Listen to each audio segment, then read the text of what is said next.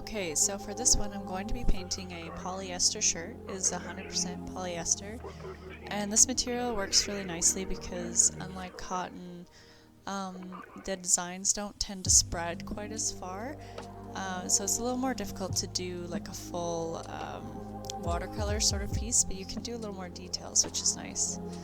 So I've just got the piece laying across 3 puffy pads so that it can absorb any of the excess ink and dye that falls below it. I'm using the Dynaflow ink exclusively for this piece, as I showed in the watercolor beginner piece. So I'm going to do a few flowers, and we're going to do them we're going to do them slightly smaller than what we're expecting them to become because they will spread a little bit. So this is the turquoise Dynaflow ink, and I'm just kind of blocking out where I want the flowers to be. We're on a journey. I like to create a bit of a sporadic design so that it looks a little more natural and left to us is identical to yours. not so uniform, I suppose. The whole world we seek may be yours as well. So basically I'm just going to use the Dynaflow, not diluted at all, so that I have a nice vibrant color. If you're looking to build up layers, you can always dilute your dyes with a little bit of water as well. And these dyes can go really far, so if you don't like a color, you can always lighten it using water.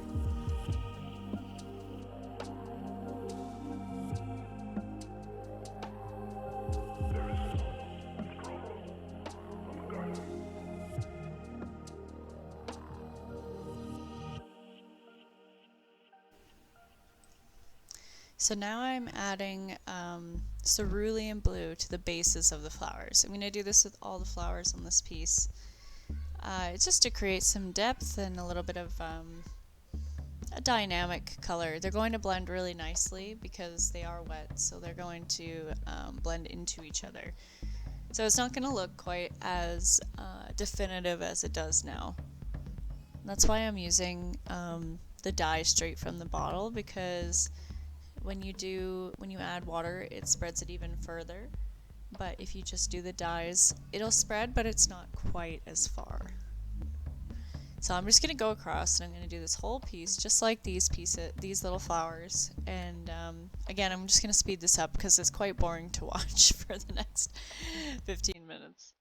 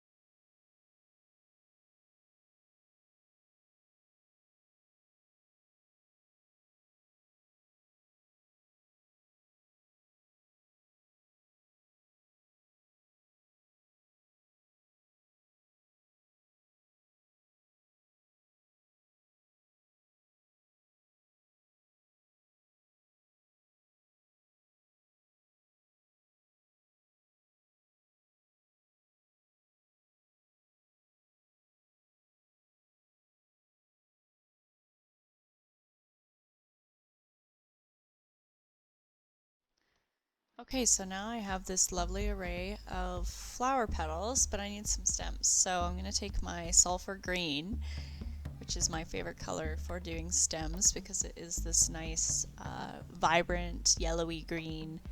Creates a really, not earthy, but just really vibrant sort of color. And I'm dipping in my long brush in there, and just creating a base off of the flowers and then the stem. This brush, as I explained before, is really great for doing stems and thin lines because the bristles are so long, but they come to such a fine point. It's a really great watercolor brush. If you can find one, I highly recommend it for this. So again, this is kind of boring to watch the whole thing, so I'm just going to speed it up a tad.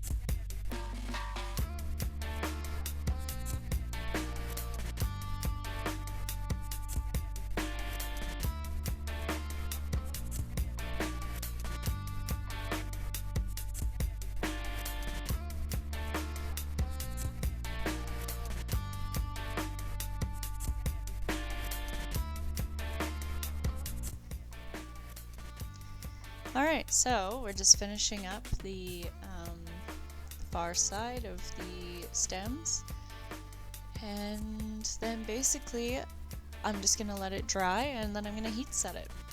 So as you can see on the left side, the stems are expanding quite a bit, so that's why it's essential to use that small thin brush. And yeah, so stick around for the heat setting class and I will show you how to heat set it.